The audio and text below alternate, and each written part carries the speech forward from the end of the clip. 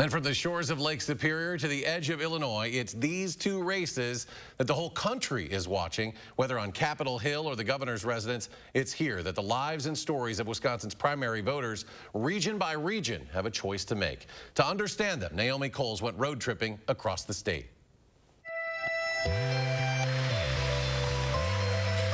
That's a gold mango. In the heart of Milwaukee, a cup of tea that owner Bradley Thurman and manager Jadati Denson swear you won't find anywhere else. Born in Milwaukee, product of Milwaukee Public Schools. To understand the man behind the Coffee Makes You Black shop, a community hub in the city's poorest zip code, travel back to 1968 and the Oshkosh 94, a group of African-American students who shut down UW-Oshkosh with demands for fair treatment. We sort of grew up quick. We started meeting as a group. We formulated a plan. We gave the university a list of demands that we wanted corrected. Nothing got done, so one day we decided, let's go as a group, sit down with the president. It was Thurman's first venture into politics and adulthood. It's part of what drove him to found this coffee shop decades later. The bottom line is really try to serve our community. Where now, Jadati Denson helps manage the shop that kept him fed as a child. The 53206 zip code itself is a food desert. I'm a living testimony to it. You know, I used to come here almost every day. It's here in the 53206 zip code that Lieutenant Governor Mandela Barnes was born. He's essentially now the only candidate in a U.S. Senate race that could swing Senate control. And days ago, he was facing a string of primary opponents that had people in Milwaukee split. I guess people who are aware of Alex Lazary, and just solely because of, you know, his connection with the Bucks and some of the work that he's done. And I think the Bucks thing really rings huge, and that's not even really political. The Marquette Law School poll had Bucks executive Alex Lazary coming in for a close second until what was effectively a four-way race unraveled after Tom Nelson, then Lazary, then Sarah Godlewski dropped out days ago, clearing the field. The Democrats, I think, see this as a golden opportunity to take down a sitting U.S. Senator. Mike Duche is a familiar face to Milwaukee. Today and for decades on the city's airwaves, interviewed the state's biggest politicians. This city, this county, is crucial for a Democrat seeking to win statewide, but there's challenges. You have to win by maximizing turnout and votes in Milwaukee County, in Dane County. There's a lot of mistrust and, you know, skepticism in terms of, you know, the whole political arena.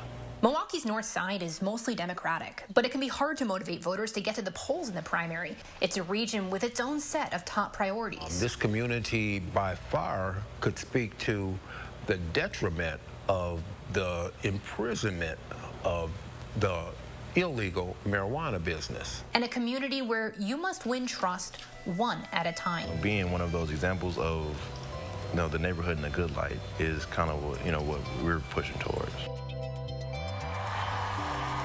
That's the thing.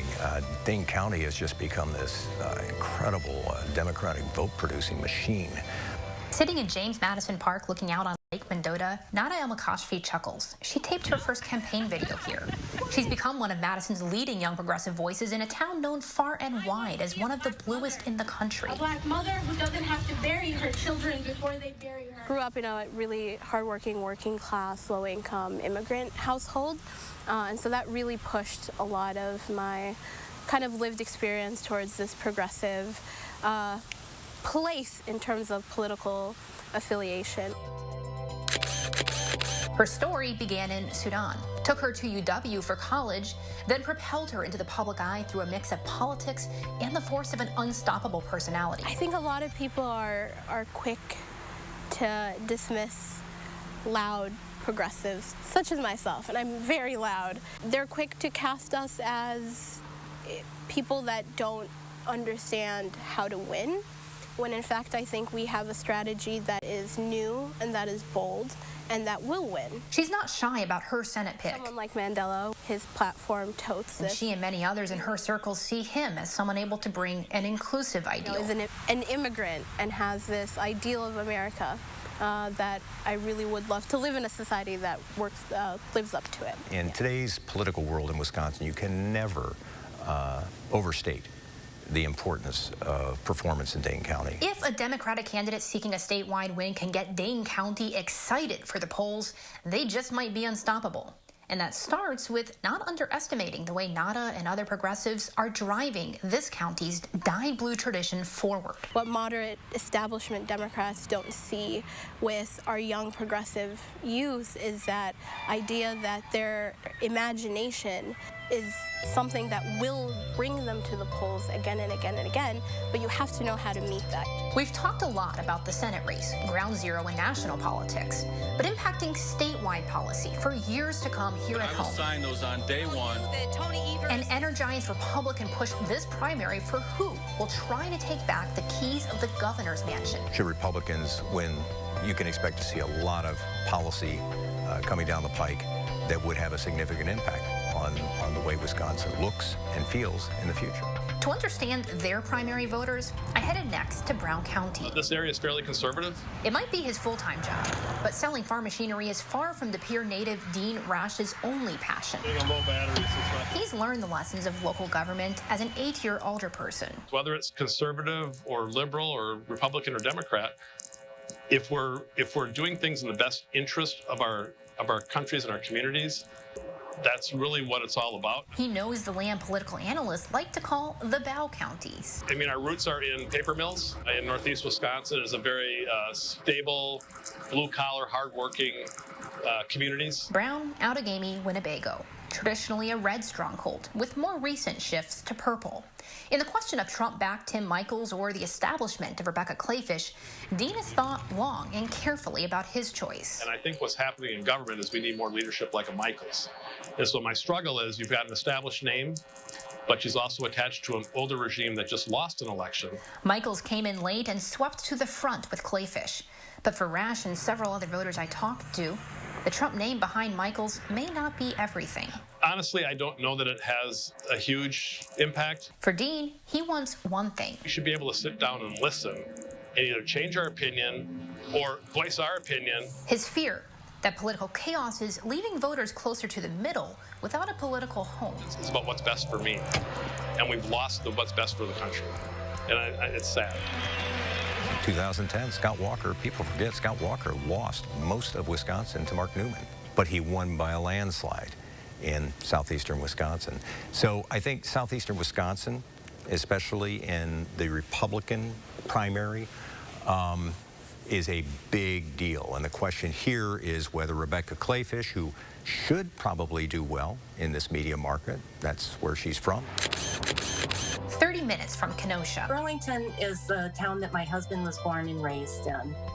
And we're very involved with our church in town. Nadine Strom is a wife, a mom, and an active political participant. I have voted in every single election, primary or presidential, since I was 18 years old. Protesting Kenosha brought political fears close to her doorstep. My son was driving to Kenosha every day for his job at the time. That was very personal. About 10,000 strong, Burlington doesn't often make the political map. It's in nearby Waukesha County where masses of red votes pour in, but it's places like Burlington where Rebecca Clayfish has spent years making her race personal. In April of 2021, there was a school board election in Burlington that we got involved with. She came to talk to our small group, and not only did she endorse the two conservative candidates running for school board, she also supported them with money as well. And she did that in towns all across Wisconsin. She had such a head start in terms of working doing all the small gatherings. Can that retail politics that she did month after month after month after month offset the impact of the Trump endorsement and the big bucks that the Michels campaign has put into the race? Nadine has followed Clayfish for years, and there isn't much that could sway her support. I resonate with who she is. Trump coming into Wisconsin has absolutely zero impact on me making my decision. He does not know Wisconsin as intimately as I do. Knowing Wisconsin, in all its regions, its colors, its stories, the issues its voters care about, and what's driving them to the primary polls. For News 3 Now, I'm Naomi Kowles.